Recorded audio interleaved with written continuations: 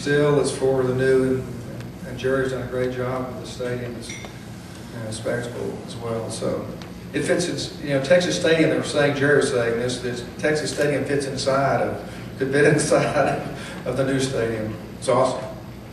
You're awesome as well. Thanks for stopping by. Cliff Harris, ladies and gentlemen. Former Cowboy, who's an offensive lineman, a member of the Ring of Honor, as well as a Hall of Famer, Rayfield Wright. You might know him as the Big Cat. You were there on that first game in October 1971. What sticks out in your mind about that day, that game? What was special? Well, it's really difficult to say right now when you play over 200 games in the stadium, and you always remember the first game against New England and Dwayne Thomas scoring the first touchdown. It's almost like an offensive lineman. You just don't see the plays. One of the news guys asked me one time, he said, when Drew Pearson caught that Hail Mary pass, hey Drew, did you really push off? One of the reporters asked me, said, Rayfield, did you see that play? And I said, no, I didn't. He said, well, you were on the field. I said, why didn't you see it? I said, well, I was doing my job. But see, that's offensive lineman for you. It's a very interesting position to play, and there's so many memories about the stadium and about that year coming out of Fort Valley State College, going to the Cotton Bowl and then into Texas Stadium, as not to be redundant, but as a lot of the players have said, the memories. But I think the most important thing to me was about the coaches and also my teammates, and lastly, the fans. You said earlier when I was talking to you that it reminded you of an old dog, Texas Stadium. Did it explain that? I didn't know you was going to ask me that question. But no, I had a 17-year-old German Shepherd, and I had to end up putting him to sleep. And of course, every day after practice, and I get home, he drank a can of beer with me. I was 17 years old. I ended up having to carry him, to the bed, put him to sleep. And out of all the great memories and players and coaches that have been a part of this great era at Texas Stadium, it's time for Texas Stadium to go to sleep. All right, thank you. Thank you, Rayfield. Michael Collins, we talk about Charlie Waters and Cliff Harris in the 70s, and in 1981, lo and behold, a couple of guys by the name of Everson Walls, Michael Downs show up. That was quite a year. So we got a couple of new defensive backs back there, a cornerback and a safety. What do you remember about that first year? You and Cubby really made a splash when you came to training camp, and then what you did that season. Yeah, I think one of the main things I remember is that, both of us were born and raised in Dallas. And I don't remember that happening before. Obviously, I've been a Cowboy fan all my life, being raised here.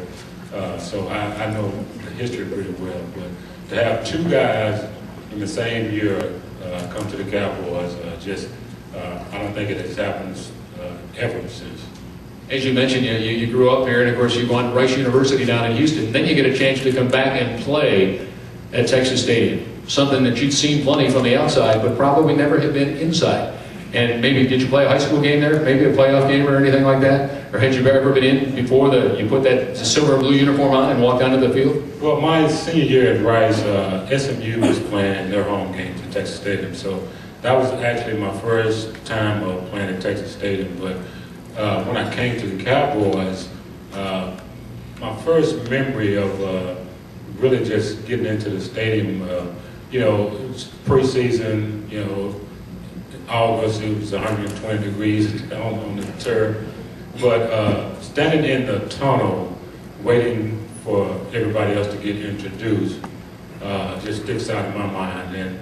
And I looked around and I saw Drew Pearson, I saw Tony Dorsett, I saw Danny White, I saw these guys that 4 or 5 years earlier, I was in high school and I was watching them play.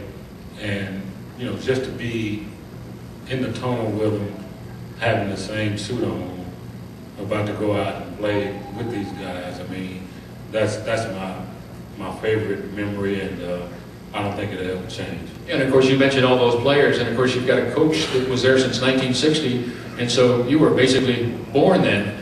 Or you give me a year or two on either side, Michael. What was that like? Suddenly, here you are taking orders and alongside the man in the hat.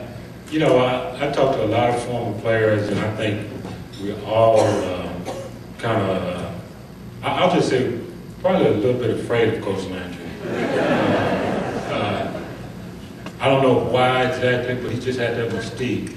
You know, he was one of those people that didn't have to say much, but just the way he carried himself, you know, we just had so much respect for him, and it was an honor to be able to play for him and get to know him as a person. And, you know, people still ask, and I'm sure you get this all the time as well, you know, what was Coach Landry like? And, you know, we all have our different descriptions, but, you know, what I always tell people is that he's one of the most consistent individuals that I've ever met or been associated with. And I think when it really gets down to it, being consistent is such a positive thing, such a great thing for anybody to say about you.